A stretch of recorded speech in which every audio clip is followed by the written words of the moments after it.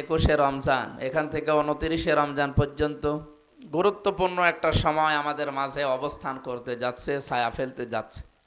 এত মর্যাদা দিয়েছেন এই সময়কে আল্লাহ রাব্বুল আলামিন নিজে। ইন্না আনজালনাহু ফি লাইলাতিন মুবারাকাতিন ইন্না কুন্না মুনজিরিন। রাব্বুল আলামিন বলেন, অবশ্যই আমি কোরআনে কারীম নাজিল করেছি এটা একটা বরকতময় রাতে, আর আমি নিজেই সতর্ক করছি।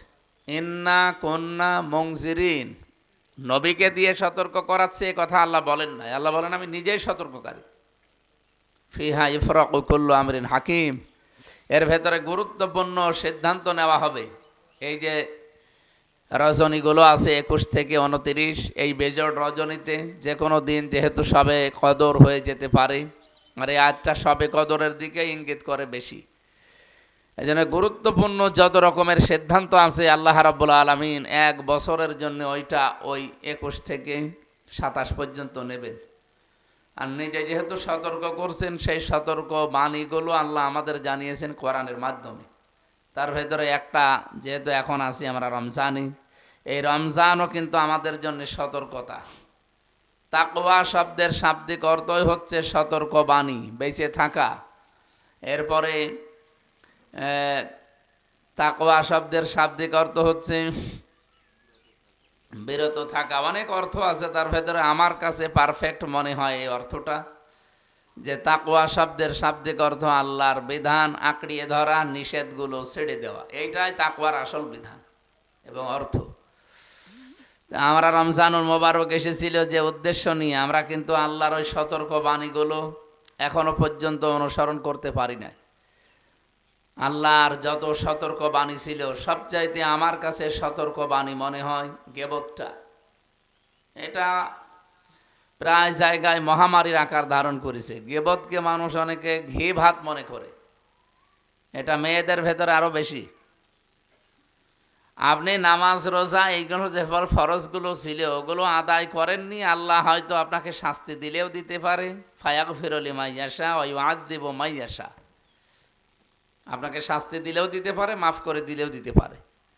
কিন্তু আপনি যদি কারো অধিকার নষ্ট করেন, এই যে গীবত করে তার সম্মান নষ্ট করে দিলেন, গীবত করে তার অধিকার ছিল যেটা, সেটা আপনি আদায় করতে দেননি, এটার দ্বারা যে ক্ষতি করে ফেললেন, এই ক্ষতি তাকে আপনি ফেরত দেওয়া লাগবে, নয়তো আপনাকে আল্লাহ মাফ করবে না। আমি কয়েক জায়গায় উদাহরণটা সেদিন আলামপুরে নাকি আলচারায় বলেছিলাম। বাংলাদেশে চোর চুরি করে ধরা পড়লে তার পেছনে কেউ নামাজ পড়ে না, কারণ সেটা কবিরা গুনাহ, এই কারণে।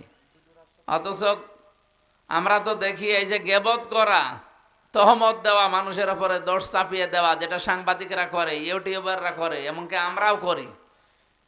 এমনকি অনেক মানুষ এখন এই দোষ চাপিয়ে দেওয়ার ক্ষেত্রে অগ্রগামী ভূমিকা পালন করছে। বাংলাদেশের কিছু নামধারী আলেম ওলামা, মসজিদের ইমামেরা, খতিবেরা, পীরেরা, এরা উঠে পড়ে লিখেছে যে কাজ যে করে নাই তার উপরে সেই দোষ চাপিয়ে দিলে দুইটা ক্ষতি হবে।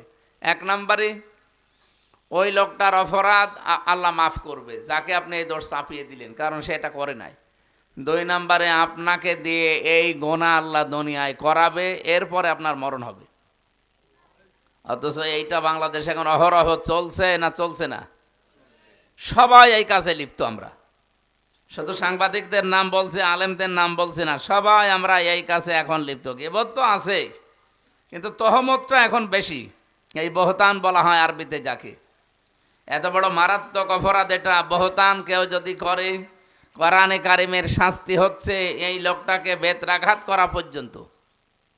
কোনো নিরপরাধ এবং সতী সাধবী কোনো মেয়ে লোকের ওপরে কেউ যদি একটা দোষ চাপিয়ে দেয় জেনার বা ব্যভিচারের, আর যদি সাক্ষ্য প্রমাণ জোগাড় করতে না পারে, কোরআন জানিয়েছে তাকে কমপক্ষে 80টা বেত্রাঘাত করা লাগবে।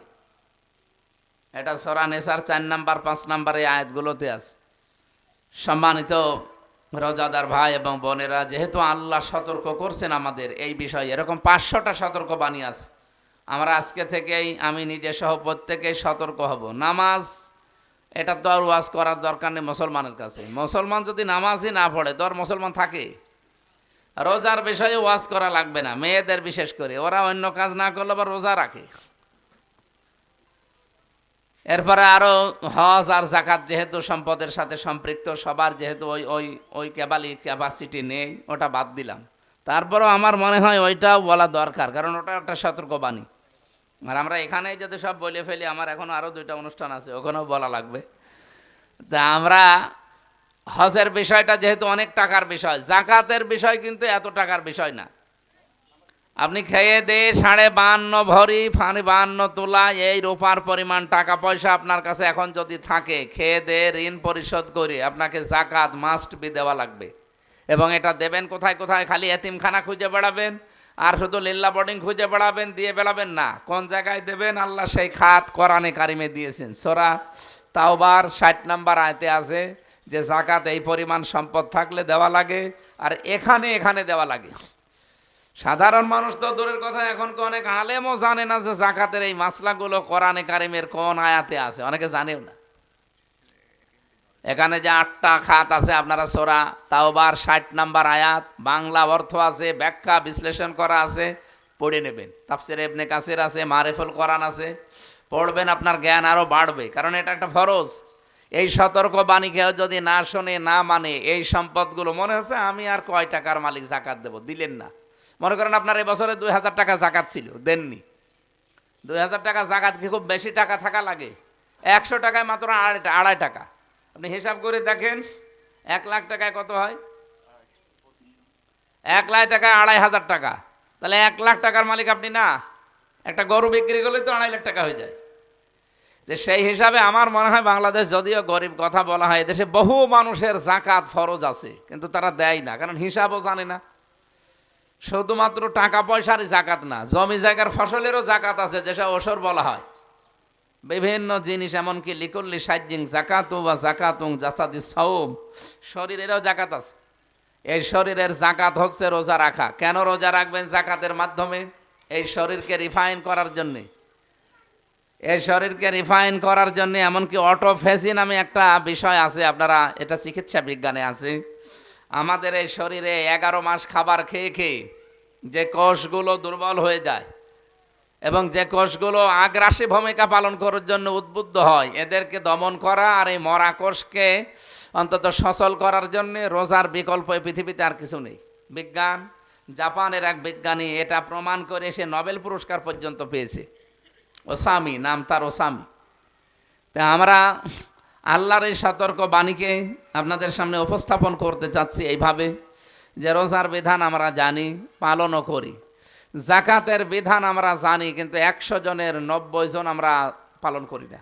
জাকাত ফরজে, আপনি যদি এটা না নেন, সতর্ক বাণী হচ্ছে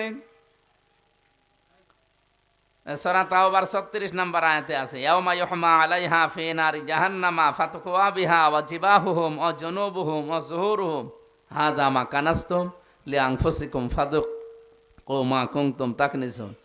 ওই সম্পদ, ওই 2000-2500 টাকা কিয়ামতের দিন সাফ হবে, ওই আপনাকে কামড় দেবে আর বলবে আমি আপনার সেই মাল। এই শাস্তি পাওয়ার আগে আমার মনে হয় যেহেতু আল্লাহর সতর্ক বাণী আমরা একটু মেনে চলি।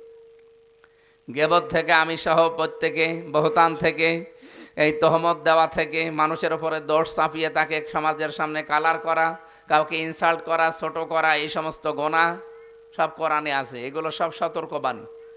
আল্লাহ আমাদেরকে, এটা সূরা হুজুরাতের ভেতরে আছে, লা ইয়াসখার কওমুম মিন কওমিন আসা ইয়াকুনু খায়রাম মিনহুন্না। কোনো ব্যক্তি, কোনো গোষ্ঠী যাতে কোনো ব্যক্তি কোনো গোষ্ঠীকে ছোট না করে, কারণ তাদের চাইতে কোনো দিক থেকে কোনো না কোনো দিক থেকে সে আল্লাহর কাছে উত্তম কাছে এবং তার ইমানের দিক থেকে। আপনি হয়তো তার বরাবর যেতে পারেননি, অথচ এক কথা তার নামে বলে তাকে আপনি সমাজের সামনে ছোট করে দিলেন, কালার করে দিলেন। এই যে সম্মান নষ্ট করলেন তার, এ যতদিন পর্যন্ত আপনাকে মাফ না করবে, আপনার কোনো মাপ নেই।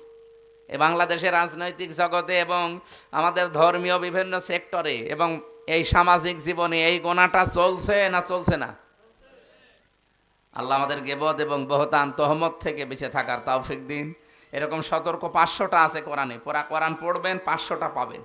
আল্লাহ আমাদেরকে সবগুলো সতর্ক বাণী জেনে মেনে চলার তৌফিক দিন, আমিন। আর মাত্র 10-11 মিনিট আছে নামাজের। আপনাদের তো নামাজ আরম্ভ হয়ে গেছে, আমরা যেখানে পড়বো 10 মিনিট আছে, ওখানে যে হয়তো আসর পড়বো আলামপুরে না, এখানে পড়তে গেলে ওই অনুষ্ঠানটা বাতিল যাবে। অনেকগুলো অনুষ্ঠান সাজানো থাকে তো, যতটুকুই বলে